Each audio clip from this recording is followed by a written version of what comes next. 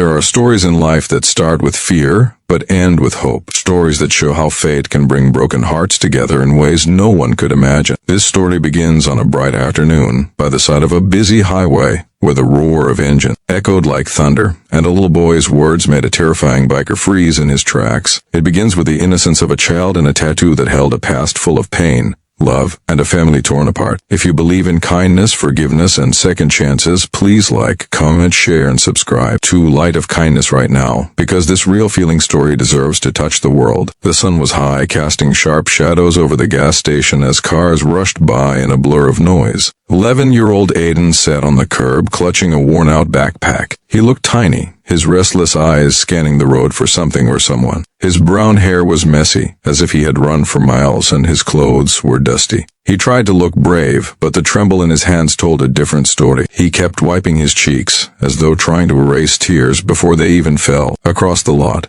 a line of heavy motorcycles growled like beasts ready to hunt. The Hell Angels, a feared biker crew, had stopped for gas. Their jackets carried the symbol of a blazing wheel wrapped in dark wings. People usually stayed far away from them. Their tattoos, scars, and strong builds made them look like trouble walking on 2 feet. But appearances can lie, and today, fate brought them face to face with a boy who needed help more than ever. Aiden kept glancing at one particular biker, the biggest one. A man with a thick beard, shaved sides, and long braid behind. His name was Ryder, and across his arm rested a fierce tattoo of crossed chains turning into wings. It wasn't just ink, there was a story behind it. A wound he carried every day. The others followed his lead. He was clearly their leader. Ryder noticed the boy staring. At first, he ignored it. He'd seen that look before, people scared of him. But Aiden didn't look scared. He looked desperate. And that caught Ryder off guard. When the boy stood up, gripping his backpack tighter and taking small steps toward the bikers, Ryder sighed under his breath. Kids should never look that sad.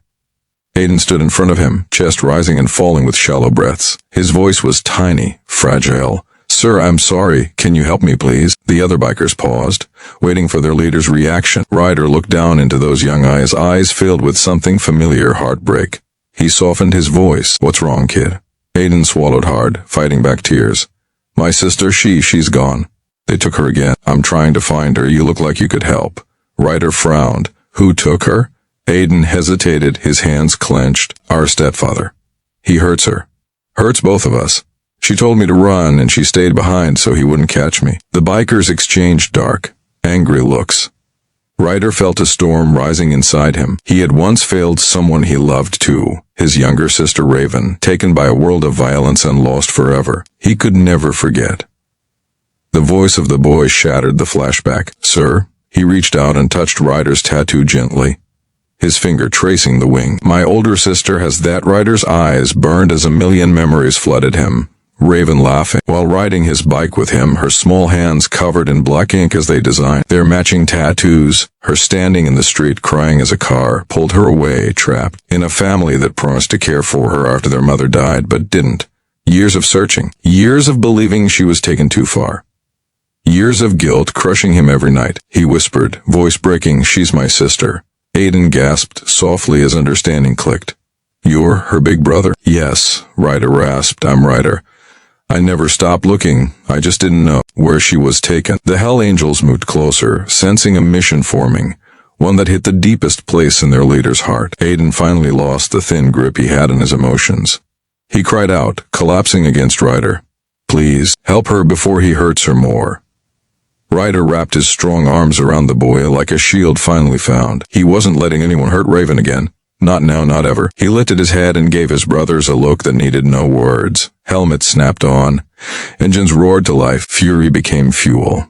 They took Aiden with them, following his directions, riding through the daylight in a storm of determination. Ryder rode at the front, jaw clenched, eyes burning with a fire that could melt steel. The sunshine above felt like judgment on the world that had stolen his sister from him. They reached a decaying trailer park, where broken dreams lay scattered in old beer bottles and shattered windows. Aiden pointed to a rusty trailer at the far end, voice trembling. In there, the bikers formed a wall behind Ryder as he kicked the door so hard it flew off its hinges. Inside, a cruel-looking man staggered up in shock, Aiden's stepfather.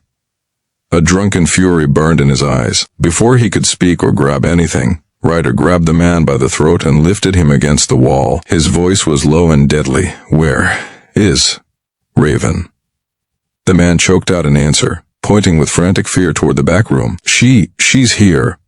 He fell to his knees beside her, taking her hand gently as if she might break. I found you. She clutched him, crying against his shoulder.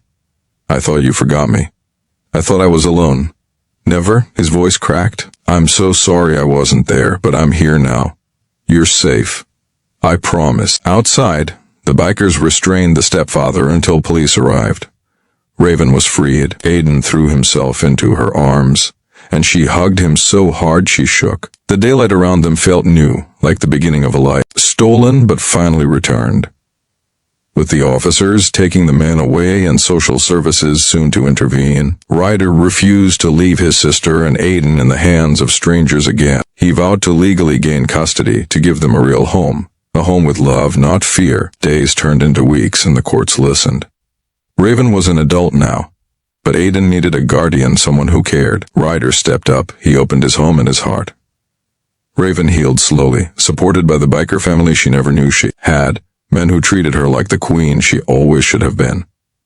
Aiden found safety, laughter, and learned to trust again. Every day he watched Ryder work hard to protect them both. Every night Raven looked at her tattoo and knew it wasn't a symbol of the past anymore.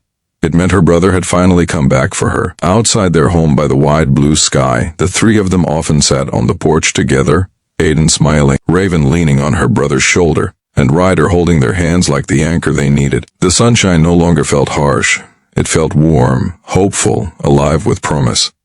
Life wasn't perfect yet. Healing takes time, but love was stronger than the pain.